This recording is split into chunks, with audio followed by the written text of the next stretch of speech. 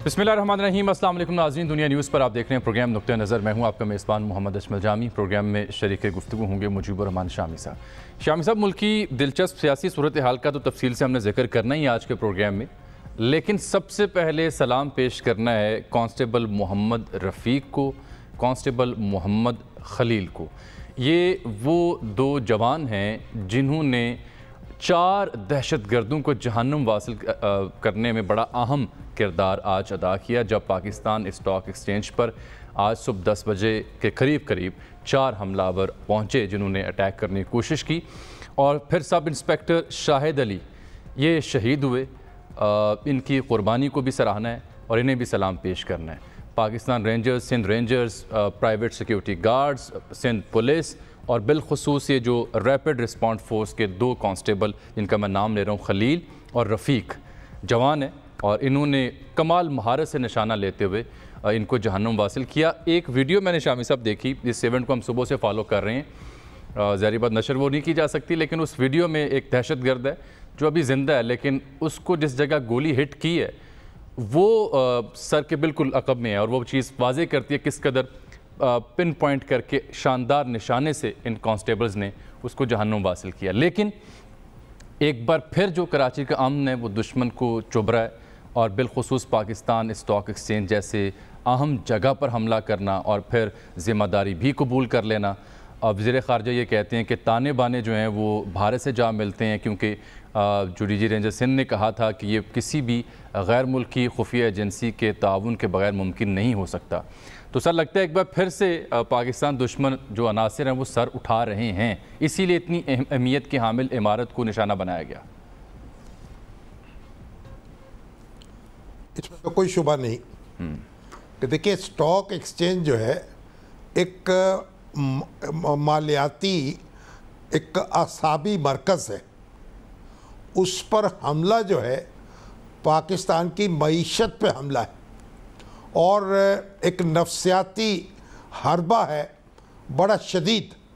लेकिन अल्लाह का शुक्र है कि हमारे जवानों ने, हमारे सिक्योरिटी गार्ड्स ने और सिक्योरिटी के अदारों ने एक हमले को नाकाम बनाया।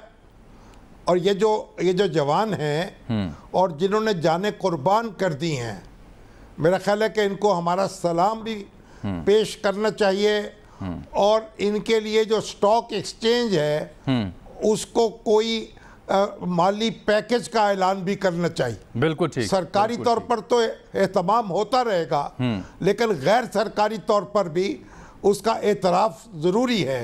और मेरा ख्याल स्टॉक एक्सचेंज के जो जिम्मेदार हैं वो इसमें कोताही नहीं करेंगे। देखिए ना, एक सब इंस्पेक्टर जिनका मैं जिक्र कर रहा था शाहिद अली साहब, और 3 सिक्योरिटी गार्ड्स हैं जो प्राइवेट कंपनी के सिक्योरिटी गार्ड्स हैं। तो मुजमूई तौर पर 4 अफराद शहीद हुए और 7 जख्मी हैं। देखिए, एक दूसरी बात यह है कि हमें चौकस रहना है, कमर कस के रहना है। हम रिलैक्स नहीं हो सकते, दुश्मन कहीं से भी वार कर सकता है। इसलिए तमाम हमारे अदारे जो हैं उनका सिक्योरिटी ऑडिट होना चाहिए और हमारे जो सिक्योरिटी के अदारे हैं उनको, इंटेलिजेंस के अदारे हैं उनको फिल फौर इक़दामात करने चाहिए पूरे मुल्क में, ताकि कोई भी कोशिश इस तरह की कामयाब ना हो सके। अल्हम्दुलिल्लाह ये देखिए ना सर कि ये देखिए ना पोजीशन में है। बिल्कुल है, बिल्कुल है। उसका सबूत ये है कि आज हमने ये 8 मिनट्स के अंदर ये कार्रवाई मुकम्मल की हमारे जवानों ने। इन लोगों का इरादा बड़ा तवील था यहाँ क़याम करने का। कैसे, ये मालूमात हम जानते हैं additional IG CTD doctor Jamil साहब से, जो इस वक्त टेलीफोन लाइन पर हमारे साथ मौजूद हैं। डॉक्टर साहब, बहुत शुक्रिया आपके वक्त का। आपको, आपके जवानों को सलाम। यही हम जिक्र कर रहे थे कि विदिन 8 मिनट्स आपने ये प्लान चौपट कर दिए इन दहशतगर्दों का। सबसे पहले तो ये बताएं कि जो चीज़ें इनसे बरामद हुई उनसे अंदाज़ा क्या होता है? हमें तो ये समझ आ रही है कि प्रोबेबली ये वहाँ स्टे करना चाहते थे, अंदर घुसना चाहते थे, लोगों को यरगमाल बनाना चाहते थे। जी, thank you for having me on your program. जी, आपने बिल्कुल वजह कहा। इनके पास चने का ज़ख़ीरा था, ड्राई जो ग्राम होते हैं, और इनके पास जूसेस थे, पानी की बोतलें थे, इनके पास बैग पैक्स थे। हर शख्स के पास कम से कम 3 मैगजीन्स थी क्लाशनिकोव की AK-47, और इसके अलावा इनके पास हैंड ग्रेनेड्स थे और इनके पास राइफल ग्रेनेड्स भी थे, जिससे आप ग्रेनेड को काफी डिस्टेंस तक उछाल सकते हैं। तो इससे हमें ये अंदाजा होता है कि ये आए तो इसलिए थे कि ये अंदर दाखिल होके और केओस क्रिएट करें, लोगों को शहीद करें और कम से कम कुछ देर तक बिल्डिंग को ऑक्यूपाई रखें, ताकि नेशनल मीडिया पे और नेशनल मीडिया से नेचुरली फिर इंटरनेशनल मीडिया पे भी ये सारी चीज सामने आए, ये सिचुएशन सामने आए और पाकिस्तान के लिए एम्बैरेसमेंट कॉज हो। बिकॉज पाकिस्तान स्टॉक एक्सचेंज, जिसे हम कराची स्टॉक एक्सचेंज भी कहते हैं, ये हमारा सबसे बड़ा एक्सचेंज है और हमारी कमर्शियल जो एक्टिविटी है, इकोनॉमिक एक्टिविटी है, उसका बैरोमीटर है। और यहाँ पे इस किस्म का अगर हमला कामयाब होता तो डेफिनेटली हमारी इकोनॉमी हर्ट होती, स्टॉक एक्सचेंज हर्ट होता। डॉक्टर साहब, जब ये हमला हुआ तो अंदर इस इमारत के अंदर कितने को अंदाज़न अफराद मौजूद थे? चूंकि आजकल कोरोना पैंडेमिक है और दफातर में भी लोग कम से कम आते हैं और स्टॉक एक्सचेंज में भी कम से कम लोग होते हैं। मैं आपको एग्जैक्ट नंबर तो नहीं बता सकता, समझ गया, बट पीपल वर देयर और नुकसान हो सकता था, लेकिन इनको अंदर दाखिल होने का पुलिस ने मौका ही नहीं दिया। ये कोई 9:45 बजे के करीब गरीबाबाद इंटरचेंज है लियारी एक्सप्रेस वे पे, हासन स्क्वायर कह लें या गुलशन का इलाका कह लें, परे नासवाबाद भी है, ये वहां से उस पे सवार हुए हैं और उसके बाद ये जहां ये खत्म होती है माड़ीपुर रोड पे, यहाँ पे इन्होंने एक्सेप्ट किया है। उसके बाद वहां से आगे चंद मिनट का ही रास्ता है। तो इनको जो बैरूनी सबसे पहले जो एक बैरियर है वहां पे इन्हें रुकना पड़ा है और वहां पर रैपिड रिस्पांस फोर्स, एक सिंध पुलिस का यूनिट है जिन्होंने रेड बैरेज पहनी होती हैं, उनकी वहां पूरी एक कंपनी मौजूद थी, कोई 25 के करीब लोग, और उन्होंने इनको एंगेज किया है और 2 टेररिस्ट को तो पहले ही मिनट में वासिले जहन्नम कर दिया है। एक टेररिस्ट अंदर बैठा रहा था, फिर दूसरे टेररिस्ट ने अंदर जाने के लिए दौड़ लगाई है, उसको एक हाइट से आरएलएफ के जवान ने एक मोर्चे से हिट किया और गोली सीधी उसके सर पे लगी है। ये जिस तरह पंजाब में एलीट पुलिस फोर्स है, ये सिंध की एलीट पुलिस फोर्स है। तो तीसरा शख्स फिर गाड़ी में से निकला है और उसने भाग के अंदर एंटर होने की कोशिश की है, उसको भी रास्ते में आरएलएफ ने निशाना बना दिया है। और ये चारों लोग, मैं समझता हूँ शायद 5 मिनट से भी कम वक्त में शुरू में ही कैफरे किरदार को पहुंच गए थे और उनकी वो सारी तैयारी धरी की धरी रह गई जो वो करके आए थे। इन सब ने जॉगर्स पहने हुए थे और ये नौजवान लड़के थे, मेरा ख्याल है 25 से 30 साल के दरमियान इनकी उम्र होगी और अच्छे वेल बिल्ड थे और एक्टिव थे। लेकिन लकीली हमारे बहुत वेल ट्रेंड ये जो जवान है आरआरएफ के, उन्होंने उनको मौका ही नहीं दिया कि वो टारगेट के करीब भी पहुंच सकें। और जो आखिरी बंदा मारा गया वो भी टारगेट से कुछ 100-150 फुट दूर मारा गया, वो अंदर दाखिल हो ही नहीं सके, अल्लाह के करम से, अल्लाह की मेहरबानी से। तो डॉक्टर साहब, ये तो स्ट्रेटेजिक इंपॉर्टेंस का एक हामिल जगह थी, रेंजर्स का हेडक्वार्टर भी कुछ दूरी पर है, स्टेट बैंक भी आसपास है, बड़ा मसरूफ़ एरिया, उसकी अहमियत आप बता ही रहे हैं। तो जो इनका प्लान ऑफ एक्शन आपने देखा, जो इनसे जो कुछ बरामद हो उसको देखा, तो ये ताने बाने किस नौयत की ज़हनियत से जा मिलते हैं या कौन से मास्टरमाइंड इसके पीछे लगते हैं आपको, अगर उनका पैटर्न को हम देखें तो? ये पैटर्न, ये सारा एक्शन बिल्कुल वैसा ही है जैसे नवंबर 2018 में जब चाइनीज कॉन्सुलेट पे क्लिफ्टन में कराची में अटैक हुआ था, ये बिल्कुल वही है। ये BLA के लोग थे और इनको वहां से भेजा गया। ये कोई कम से कम जो अभी तक हमारे इल्म में आया है 5-6 दिन से कराची में थे और इन्होंने गाड़ी खरीदी है और उस गाड़ी को यूज किया है। वो जेन्युइन गाड़ी है, उसके ऊपर सही नंबर प्लेट है, उन्होंने बाकायदा खरीदी है इनमें से एक सलमान नामी टेररिस्ट ने, और उस पर ये सवार होके आए हैं। ये बिल्कुल चाइनीज कॉन्सुलेट पे जो attack, gun and grenade attack था, ये बिल्कुल उसी नौयत का था और इसका अंजाम भी तकरीबन वैसा ही हुआ। वहां पे भी जहाँ तक मुझे याद पड़ता है ये कॉन्सुलेट के अंदर दाखिल नहीं हो सके थे और पुलिस ने इनको रास्ते में ही कैफरे किरदार तक पहुंचा दिया था। और आज भी अल्लाह ताला के करम से ऐसा हुआ और आज पिछली दफा की निस्बत भी कम वक्त में पुलिस ने इनको वासिले जहन्नम कर दिया। तो इनके ताने बाने तो जी हमें पता है। डॉक्टर साहब, ये जो डॉक्टर साहब शामी साहब मुखातिब, डॉक्टर साहब ये जो नादरा का रिकॉर्ड है, नादरा का रिकॉर्ड है, उससे तस्दीक हो गई है कि ये बलूचिस्तान के नौजवान थे या BLA से ताल्लुक़ रखते थे? कोई शनाख्त इनकी जो है बाकायदा तौर पर कर ली गई है? जी, एक ही हद तक मैं आपको शामी साहब कंफर्म कर सकता हूँ। सलमान जिसका नाम है, इसका ताल्लुक एक जिला कीच है, शायद मैं इसको सही प्रोनाउंस जी, जिला केच, बलूचिस्तान केच, वहाँ से इसका ताल्लुक है। और इसी ने गाड़ी 25 जून को यहाँ कराची में एक रोड है, तारिक रोड के पैरेलल, वहाँ से एक शोरूम से खरीदी थी और उसी पे ये हमलावर हुए हैं। और इससे पहले भी मैं समझता हूँ जो रेंजर्स पे अटैक हुए हैं उसमें भी BLA की सपोर्ट लोकल एलिमेंट्स को है। इसके अलावा एक ग्रुप जो साउथ अफ्रीका बेस्ड है वो भी इन एक्टिविटीज में इन्वॉल्व है, वो इनको फैसिलिटेट करता है, हार्बर करता है। तो इसमें BLA का किरदार तो बिल्कुल क्लियर है और उसके पीछे जो बुनियादी ताकत है वो रॉ की ताकत है जिन्होंने पहले भी अटैक्स किए हैं और इसके पीछे भी मैं समझता हूँ उनका हाथ है। डॉक्टर साहब बहुत बहुत शुक्रिया, खलील साहब को, रफ़ीक साहब को और जो शोहदा हैं उनको एक बार फिर से हमारा सलाम। शामी साहब, सरफराज बुगटी साहब ने हमें ज्वाइन किया, वजह यह है कि आप उनकी शनाख्त का पूछ रहे थे। BLA का एक ट्विटर अकाउंट था जिसके ज़रिए उन्होंने कहा ज़िम्मेदारी कबूल की।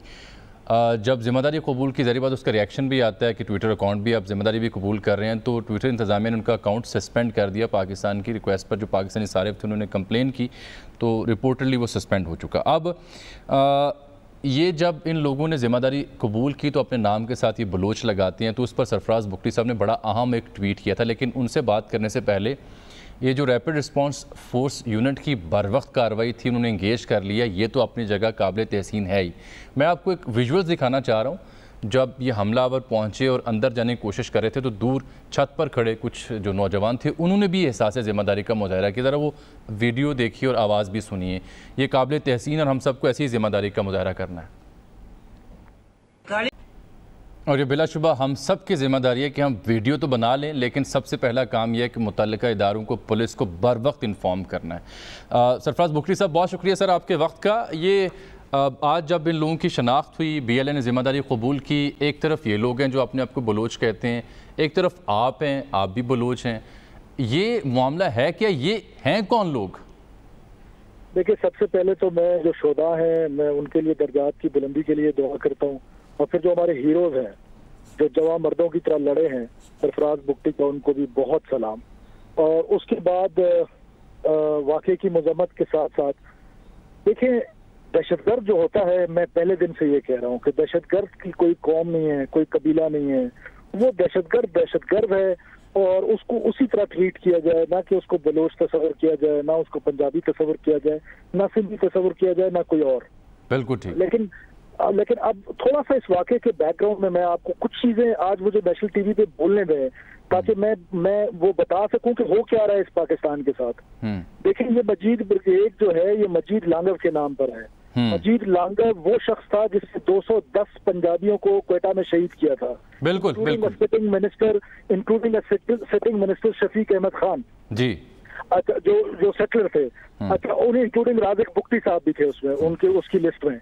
वो बाद में मारा गया, लेकिन उस वक्त उसके लिए बलूचिस्तान असेंबली में फातह खानी हुई थी और फिर सारी नेशनल मीडिया ने नाराज बलोच की रट लगा के उस वक्त अगर हम मजीद लांगव को दहशतगर्द करार दे देते तो शायद आज हम ये पाकिस्तानी ये दिन ना देख रहे होते। फिर रिसेंटली आप देखें जिस तरह नेशनल असेंबली में लेजिटिमेट वॉइस बने हुए हैं सेपरेटिस्ट के ये कुछ लोग, जिसमें अख्तर मेंगल सबसे बड़े फहरिस्त है। देखिए, सेपरेटिस्ट जो है वो नेशनल असेंबली में आके तकरीर नहीं कर सकता, वो दुनिया न्यूज पे शामी साहब के साथ प्रोग्राम नहीं कर सकता, तो उसको लेजिटिमेट वॉइस चाहिए, और वो लेजिटिमेट वॉइस जो है ये लोग प्रोवाइड कर रहे हैं, ये जो हमारे नेशनलिस्ट हैं। अब आप अंदाजा लगाएं, मेरा एक मेजर शहीद होता है तुर्बत में, उसके लिए कोई नेशनल असेंबली में तकरीर नहीं करता है, और अगर कोई और वाकया होता है उसके लिए बड़ी बड़ी तकरीरें होती हैं, और वो एक नैरेटिव बिल्ड करते हैं। उस नैरेटिव की वजह से जो आम बलोच है वो बेचारा नौजवान पहाड़ों पर चला जाता है, और फिर इनका आलाकार बन के इस तरह दहशतगर्द बन के आके पाकिस्तानियों को शहीद करता है। बिल्कुल ठीक। एक लास्ट कमेंट, और फिर रियासत, मैं हैरान हूं पाकिस्तान को हो क्या गया है, कहां गई हमारी आईपीओज?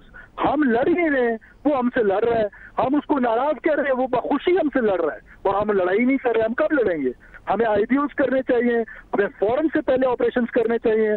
बलूचिस्तान में जो इनके ठिकाने, बशीर ज़ैद सिटिंग इन बलूचिस्तान, इसकी जरूरत है कि ये मजीद ब्रिगेड को हेड करे, इस तरह के वाकयात करे और बैठे बलूचिस्तान में। कहाँ गई हमारी हुकूमत? मैं हुकूमत से अपील करता हूँ, फिल फॉर इनके खिलाफ ऑपरेशन शुरू होने चाहिए। ये हमने हेलीकॉप्टर वगैरह सजाने के लिए नहीं रखे हुए हैं, कि ये हमने खूबसूरती के लिए नहीं रखे हुए हैं, इसी दिन के लिए रखे हुए हैं। फौरन ऑपरेशन होने चाहिए, फौरन हमें इनका कला कमा करना चाहिए, और अब इस इंसर्जेंसी का एंड होना चाहिए। बहुत हो गई है। बहुत शुक्रिया सरफराज बुगटी साहब आपके वक्त के। शामी साहब, सरफराज साहब की लहजे में भी तो दर्द ही थी ना, वो भी तो एक दर्द महसूस करके वतन का और इजहार कर रहे हैं ना, उनको वतन की निशानदेही कर रहे हैं। जो रियासत के खिलाफ बंदूक उठाएगा उसके खिलाफ बंदूक उठाई जाएगी। बिल्कुल ठीक। जो गोली चलाएगा उस पे गोली चलाई जाएगी। बिल्कुल। जो खून बहाएगा उसका खून बहाया जाएगा। बिल्कुल ठीक। यानी ये ऐसा नहीं हो सकता कि रियासत चूड़ियां पहनकर नहीं बैठ सकती। ये जो हुकूक हैं, ये जो आईन है, ये जो कानून है, ये उन लोगों के लिए है जो आईन और कानून के दायरे में काम करते हैं। बिल्कुल ठीक। बिल्कुल। जो उनको मानते हैं, हमारे भाई हैं, हमारे सामने बैठे हैं, उनकी बात सुनी जाए, उन पे तवज्जो दी जाए, उनकी शिकायत दूर की जाए। लेकिन जो बंदूक उठाते हैं, जो दहशत करते हैं, जो दहशतगर्द हैं, जिनके हाथ खून से रंगे हुए हैं, उनसे कोई रियायत नहीं हो सकती, और रियासत को पूरी ताकत के साथ उनका मुकाबला करना चाहिए। बिल्कुल ठीक। सर, ब्रेक अब एक ले लेते हैं, ब्रेक के बाद एक और बड़ा अहम मौजू, इस्लामाबाद में क्या हो रहा है। वज़ीर-ए-आज़म ने कल एक इशारे से ख़िताब किया, जहाँ पे हुकूमती जमात के अरकान भी मौजूद थे, उनके इत्तेहादी भी मौजूद थे। आज वफाकी बजट भी मंजूर कर लिया गया। अपोजिशन की जमातें जो हैं वो अपनी जगह सर जोड़े बैठी हुई हैं। क्या इस्लामाबाद में ऑल इज़ वेल है या नहीं? एक ब्रेक के बाद तफसील से जायज़ा लेंगे।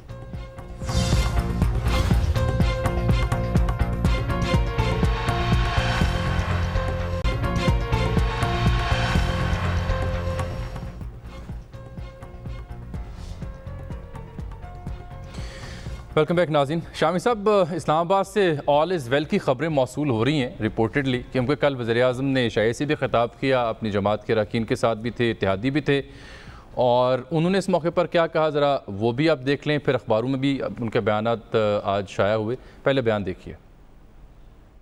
रिफॉर्म का मतलब ही ये है कि आपने स्टेटस को के खिलाफ लड़ना है, तो जब स्टेटस को के खिलाफ आप लड़ेंगे, जो कि करप्ट निज़ाम से पैसे बना रहा है, वो आराम से तो नहीं आपको मौका देगा कि आप आके चेंज कर दें।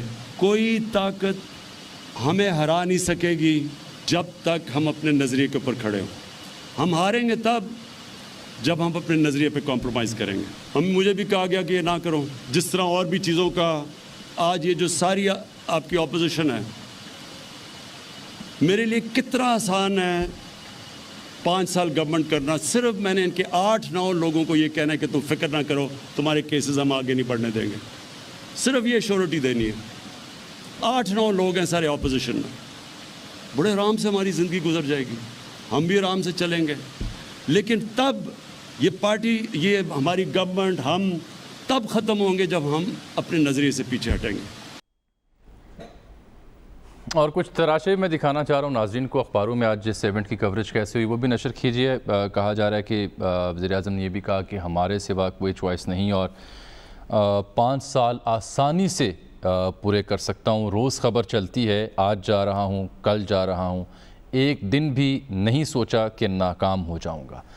तो कल के इस इशाये में BNP मैंगल नहीं थी जिसके 4 वोट बनते हैं। काफ लीग के यहाँ भी एक पैरेलल इशाया था चीमा साहब की रिहाइशगाह पर। वो काफ लीग के लोग भी नहीं शामी साहब गए इस इशाये में, लेकिन आज वोट उन्होंने दे दिया जब बजट मंजूरी के लिए पेश किया गया। तो जो मेजॉरिटी खान साहब के साथ थी वो तो एज इट इज़ मौजूद है। फिर टेंशन किस बात की? और खान साहब ये पार्लियामान में भी अगले दिन मुखातिब हुए थे चंद रोज़ पहले, इशाये में भी जो जिस किस्म गुफ्तगू कर रहे हैं, उन्हें ऐसी बातें करने की ज़रूरत क्यों महसूस हो रही है? देखें, एक तो खान साहब जो हैं उनके पास तनहा मैंडेट नहीं है, यानी उनकी जमात जो है वो मेजॉरिटी पार्टी नहीं है। उनकी मेजॉरिटी बहुत छोटी छोटी जमातों को साथ मिला के बनती है और चंद वोटों की अक्सरियत है उनकी कौमी असम्बली में। तो इस लिहाज से उनकी हालत जो है नाजुक है सियासी तौर पर। और फिर खुद उनकी अपनी पार्टी में जो आवाज़ें बुलंद हुई, जो शिकायत पैदा हुई, उसने उनको मजबूर किया कि वो कौमी असम्बली में भी आए। और फिर आज उन्होंने अपनी जमात को इकट्ठा किया उसका वोट हासिल करने के लिए। एक दिन पहले फिर इशाये का एहतमाम किया। तो इससे पहले खान साहब ने इस तरह का इशाया नहीं दिया था और उन्हें अपनी पार्टी के लोग जो थे उनको जमा कर लिया। देखिए, उनकी पार्टी के बहुत से लोग तो ऐसे हैं जो ये चाहते हैं कि उनकी बात सुनी जाए, उनके मामलात पर तवज्जो दी जाए, उनकी शिकायत दूर की जाए। वो अभी बगावत के मूड में नहीं है। अच्छा, देखिए ना, इसमें ये आपने बड़ी अहम बात की, ये बड़ी अहम आपने बात की कि देखें राजा रियाज साहब जो थे मिसाल के तौर पर, वो थोड़ा नाराज़ फिर रहे थे। अब कल जो इशाया हुआ था उसमें कोई राजा रियाज साहब के समेत को 12 को बंदे बनते हैं जिनको फिर असद कैसर साहब लेके गए आखिरी लम्हात में। और जब वो वज़ीर-ए-आज़म से उनकी मुलाकात हो गई अलहदा, तो उसके बाद आज राजा रियाज साहब भी राम थे और मुतमईन थे। और जो जनूबी पंजाब से कुछ 1-2 दोस्त नाराज़ थे वो भी आज पार्लियामान में मेरे कुछ लोगों से बात हुई, वो भी सब अच्छे की आवाज़ दे रहे थे। बाकी इत्तेहादी जो बाप पार्टी वाले हैं या MQM वाले, GDA और हत्ता के जैन बुगटी साहब, शाहजैन बुगटी, जो कि बिलावल भुट्टो जरदारी से टेलीफोनिक रब्ते में थे और कह ये रहे थे कल तक कि शायद वो वोट ना दें, वो भी आज असेंबली में मौजूद थे तो वोट दे रहे थे। तो जो जहाँ से वोट मिला था मां सिवाय मैंगल साहब की पार्टी के, वो सब लोग पहले शिकवे शिकायतें तो करते रहे, लेकिन अमली तौर पर वोट भी दिया और इशाये में भी गए। ये मैं अर्ज करना चाह रहा था आपसे। देखिए, बात यह है कि वो जो शायर ने कहा है ना, अगर वो पूछ ले हमसे कि किस बात का गम है, ठीक है, किस बात का गम है, अगर वो पूछ ले हमसे, तो ये पॉलिटिकल प्रोसेस का हिस्सा है।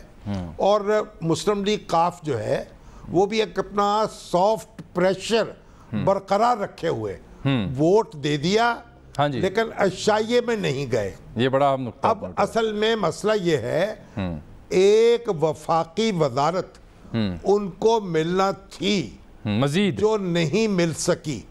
अब मुनस इलाही साहब वजीर बने या सालिक हुसैन साहब बने, एक वजारत उनके साथ तय हो चुकी थी। अब वो वजारत उनको बहरहाल देना पड़ेगी।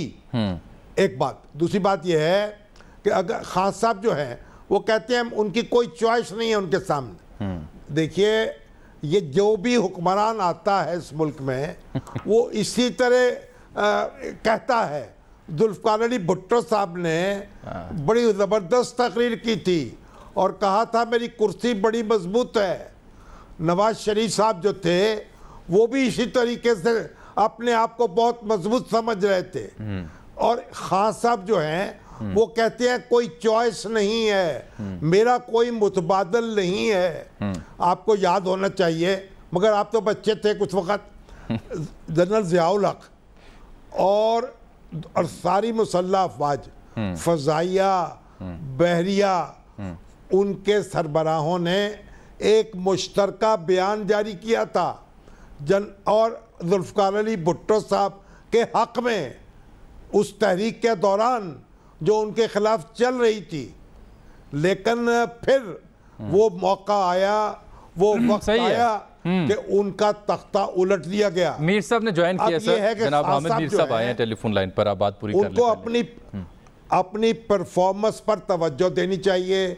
अगर परफॉर्मेंस बेहतर नहीं होगी, अगर आप लोगों के साथ ताल्लुकात बेहतर नहीं करेंगे, अगर आप तकसीम के प्रोसेस में लगे रहेंगे, हाँ, तो फिर बात नहीं बनेगी, महाजराई पैदा करते रहेंगे, फिर बात नहीं बनेगी। देखें ना, उसमें दो चीजें, एक तो जो लोग नाराज थे ना, आवाजें कस रहे थे, कल मिल भी उन्होंने लिया, वो नईमुल हक साहब को बड़ा याद करते हैं क्योंकि वो राब्ते का एक जरिया थे। दूसरी बात, मोनस इलाही साहब का आपने जिक्र किया था, तो उनका ट्वीट था कि पीटीआई हुकूमत अपनी मुद्दत पूरी करेगी। वज़ीर आज़म इमरान खान का कल का बयान, मगर क्या सिर्फ मुद्दत पूरी करना ज़्यादा ज़रूरी है या अवाम से किए गए वादे पूरे करना? मीर साहब, आप वाक़फ़े हाल हैं, बताइएगा, काफ लीग ने वोट तो दे दिया आज बजट के लिए, लेकिन इशाइये में नहीं गए, तो काफ लीग किस तर्ज़ सियासत पर अमल पैरा है, क्या चाहते हैं वो? काफ लीग जो है वो वज़ीर आज़म साहब को काफी टफ टाइम पहले भी दे रही थी और आइंदा भी देगी, और बजट में वोट देने का मतलब कतन ये नहीं है कि इमरान खान साहब के लिए मसाइल सारे खत्म हो गए हैं। एक बात मैं आपको बता दूं कि पिछले साल जो इमरान खान साहब हैं, उन्होंने ऑफर की थी कि सालिक हुसैन साहब को हम वजीर बना देते हैं, लेकिन सालिक साहब जो है उन्होंने कहा जी कि ये मुझे वजीर नहीं बनाना था, आपने बनाना था मोनस इलाही साहब को, तो अगर आप उनको नहीं बनाना चाह रहे तो मैं भी नहीं बनना चाहता। उसके बाद फिर मोनस इलाही साहब की एक मुलाकात हुई थी इमरान खान साहब से, और उस मुलाकात में मोनस इलाही साहब ने बड़े अदब और एहतराम के साथ इमरान खान साहब से कहा कि अब अगर आप मुझे भी ऑफर करेंगे ना वजारत, तो मैंने भी वजीर नहीं बनना, क्योंकि उस मुलाकात से पहले उनको ये कन्वे किया गया था कि अब हम आपको वजीर बनाने के लिए तैयार हैं। तो ना तो मोनस इलाही साहब वजीर बनने के लिए तैयार हैं, ना ही सालिक हुसैन साहब वजीर बनने के लिए तैयार हैं, और मुस्लिम लीग कायद-ए-आज़म की तरफ से रिसेंट पास में तारिक बशीर चीमा साहब जो खुद वफाकी वजीर हैं, वो कन्वे कर चुके हैं कि जनाब हमें आपकी कोई वजारत नहीं चाहिए, अपने पास ही रखिए वजारत। अब मसला यह है कि जो लोग जिन्होंने आज वोट दे दिया है और जो रात को शाइये में शरीक थे, क्या वो इमरान खान साहब से खुश हैं? तो जवाब है एक बहुत बड़ी नो। शाहजैन बुख्ती साहब जो है वो अगर शाइये में चले गए हैं तो इसका कतन ये मतलब नहीं है कि वो हुकूमत से खुश हैं। इसी तरह असलम भूटानी साहब जो ग्वादर से एमएनए हैं, वो शाइये में चले गए, लेकिन वहां से जल्दी निकलकर वो काफ लीग के वाले शाये पे गए, बिल्कुल ठीक है, उधर भी चले गए। तो इसलिए ये देखें, पाकिस्तान में कभी भी बजट डिफीट नहीं होता, और ये मुस्लिम लीग नून जो है उसकी ऑफिशियल पॉलिसी थी जो नवाज शरीफ साहब ने इनको भिजवाई थी, और इसका राना सनाउल्लाह साहब ने मुझे कंफर्म किया कि नवाज शरीफ साहब ने कहा है कि बजट को आपने डिफीट नहीं होने देना, बजट आप को अपोज जरूर करें, क्रिटिसिज्म जरूर करें, लेकिन आपने हुकूमती अरकान के साथ मिलकर इसको डिफीट नहीं करना। बजट जब पास हो जाएगा उसके बाद फिर हम देखेंगे। तो अब बजट आज पास हो गया, अब इसके बाद जो आने वाले दिन है वो मेरा ख्याल है इमरान खान साहब के लिए काफी मुश्किलात से भरे हुए होंगे। ठीक, मीर साहब आपने कॉलम भी लिखा है और आपसे अरकान असम्बली की छुप कर मुलाकातें भी हो रही हैं, तो अब आप बताइए कि ये किस तरह, ये ऊंट किस करवट बैठेगा? देखें, वो अरकान असम्बली जो छुप के मुझसे मिलते हैं और छुप के मुस्लिम लीग नून वालों से मिलते हैं और लोगों से मिलते हैं, उन पे ना मुस्लिम लीग नून एतबार करती है और ना उन पर मैं एतबार करता हूँ। लेकिन मसला ये है कि ये कोई 18 लोगों का एक ग्रुप है जो पीटीआई के एमएनए हैं, जो पीटीआई के टिकट पे जीते थे, लेकिन इससे पहले ये मुस्लिम लीग नून में थे, या इनमें से एक दो जो है वो आजाद जीतकर मुस्लिम लीग नून में शामिल हुए थे। इनके अलावा कुछ ऐसे 3-4 लोग हैं जो 2018 के इलेक्शन में इंडिपेंडेंट जीत के पीटीआई में आए थे, उन पर पीटीआई का डिसिप्लिन जो है वो लागू नहीं होता। तो ये टोटल नंबर जो है ना, ये 20-22 के करीब बनता है, और इसमें अगर बीएनपी मैंगल के 4 आ जाएं और फिर काफ लीग के 4 आ जाएं और फिर असलम भूटानी साहब भी आ जाएं और शाहजैन बुख्ती साहब भी आ जाएं, तो ये 30 तक जाता है। लेकिन इस वक्त जो अपोजिशन जमाते हैं ना, वो पिछले साल जो चेयरमैन सेनेट के खिलाफ तहरीकियत में एतमाद में उनके साथ जो हुआ था, उसकी वजह से ना वो बड़ी मुहतात हैं, वो बड़ी मुहतात हैं। नंबर उनके पास अभी भी मौजूद था, उन्होंने मुनासिब समझा कि ये बजट सेशन जो है इसमें हम अपने पत्ते शो नहीं करते, इसको गुजरने दें, और थोड़े अरसे के बाद ये जो लोग हमारे साथ राब्ते में हैं, तो थोड़े अरसे के बाद देखते हैं कि ये जो हमें हमारे साथ छुप के मुलाकात। अब यानी आप ये कह रहे हैं कि बजट तो मंजूर हो गया, अब आने वाले दिन बड़े दिलचस्प होंगे, वहाँ असल तस्वीर बनेगी। बहुत शुक्रिया आमिर मीर साहब। एक ब्रेक नाज़रीन।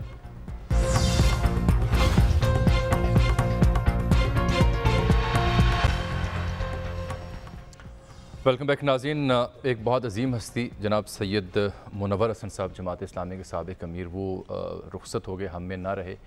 बहुत अजीम शख्सियत थे। शामी साहब का ज़ाती ताल्लुक़ उनके साथ रहा 50 बरस तक। ये ऐसा मौजू नहीं है जिस पर मैं चलते फिरते गुफ्तगू करूँ, इसलिए मैं इसे कल तक उठा रख रहा हूँ ताकि कल तफसील से उनकी शख्सियत और उनकी ज़िंदगी पर बात की जा सके। शामी साहब अपनी यादें शेयर करेंगे।